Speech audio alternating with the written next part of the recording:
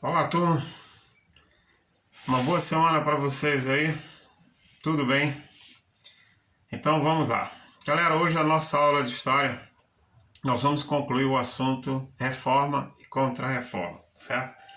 Nós falamos na aula inicial sobre Lutero e falamos algumas coisas da reforma.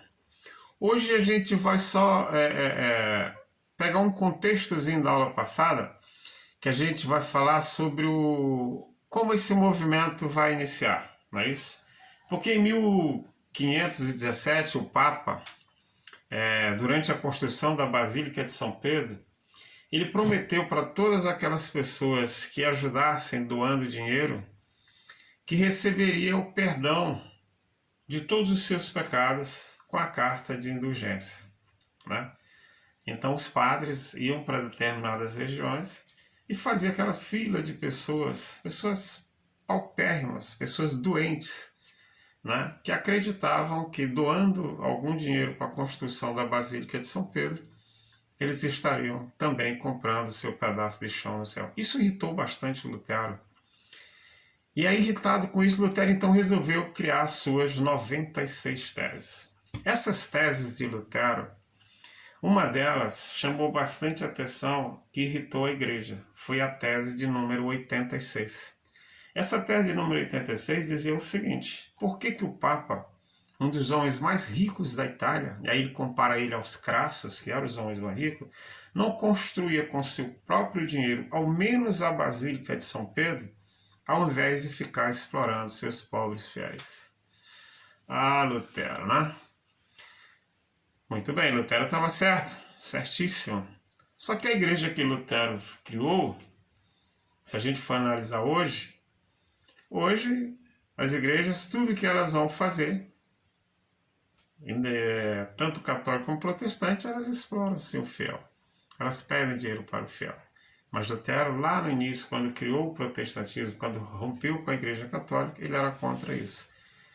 Ele achava que ninguém ia ser salvo pela sua ação, ou seja, doando dinheiro. Você era salvo pela fé. E aí Lutero encontrou muitos adeptos naquela região, que é a região onde hoje é a atual Alemanha. E aí se fortaleceu entre os principados, que queriam muito romper com a Igreja Católica por conta da autoridade do Papa, que era prejudicial para eles. Eles queriam ser autoridade dentro da região deles, eles queriam que os impostos arrecadados ficassem na região deles e não fossem para Roma. E aí apoiaram Lutero. Lutero, então, fortalecido, ele insistia nas suas teses e o Papa, então, resolveu expulsar Lutero da Igreja Católica. Uma vez expulso, Lutero vai e cria sua própria doutrina, a Igreja Luterana. Só que, na região da Alemanha, o imperador Carlos V não aceitava que o culto ao luteranismo fosse praticado. Mas aí os príncipes que eram luteranos protestaram, e daí o nome protestante. Tá certo? Pois bem, e a reforma? Bom, para a contra-reforma, né? Essa foi a reforma. Para tentar conter essa perda de fiéis e o avanço do protestantismo, aí a Igreja Católica vai e cria a contra-reforma. A contra-reforma, ela foi um movimento impulsionado pelos jesuítas e também pelo concílio. Os jesuítas, eles foram criados por um militar, Inácio de Loyola, em 1534. Né? Inácio de Loyola cria então essa companhia de jesuítas, de padres jesuítas, que iriam para a Ásia, para a África e para a América e chegaram aqui até o Brasil. Então esses padres jesuítas foram atrás de novos fiéis e, consequentemente, da expansão da fé católica, né? Para conter o avanço do protestantismo. Enquanto que o concílio também fortalece a Inquisição, o Tribunal do Santo Ofício. Esse Tribunal do Santo Ofício ele vai passar a julgar aquelas pessoas que eram acusadas de heresias. E basicamente eles condenaram protestantes, judeus e mulheres que eram acusadas de bruxaria. as condenações iam de maneiras, de penas diversas. Perdas de bens, como sua casa, suas propriedades, penitências horríveis, né? Torturas horríveis, porque você não precisava provar. Se você acusasse alguém, se você delatasse alguém, dizendo que aquela pessoa ela havia cometido alguma coisa que para a igreja seria uma heresia, ele era levado ao tribunal da Inquisição e a tortura era horrível para que ele confessasse tudo aquilo ali. Pois bem, além disso aí, a igreja também, ela fortaleceu o Index. O que era o Index? O Index era uma lista de livros que foi criada. Nessa lista de livros continha várias obras que eram proibidas pela Igreja Católica, ou seja, os livros que estivessem naquela lista, nenhum católico poderia ler aquele livro. Então, se alguém descobrisse e denunciasse para a igreja que você tinha um daquelas obras, um daqueles livros que estava naquela relação, você era levado para o tribunal da Inquisição. Tá?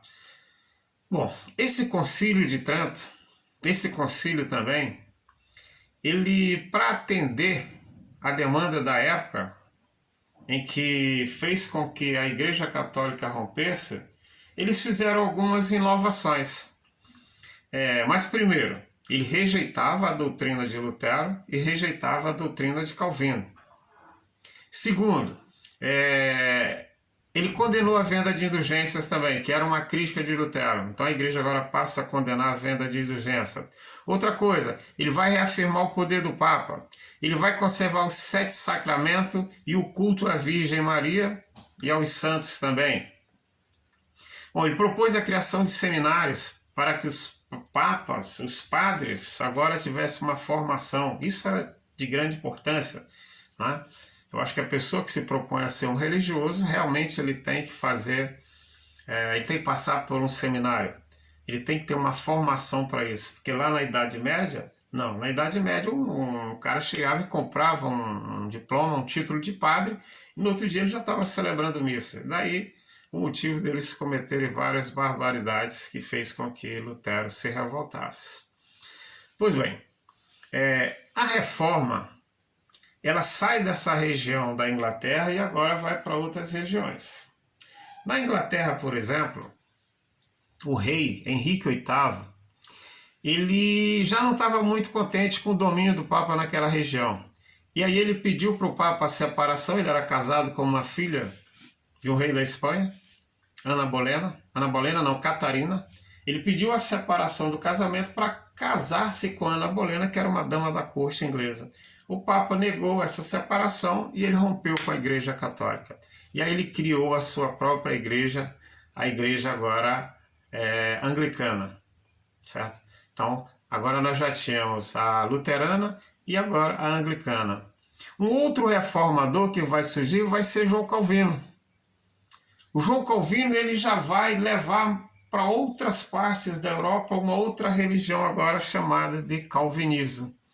Que lá na Escócia eles foram chamados de presbiterianos. Chegando na Inglaterra eles foram os puritanos e na França eles foram os huguenotes.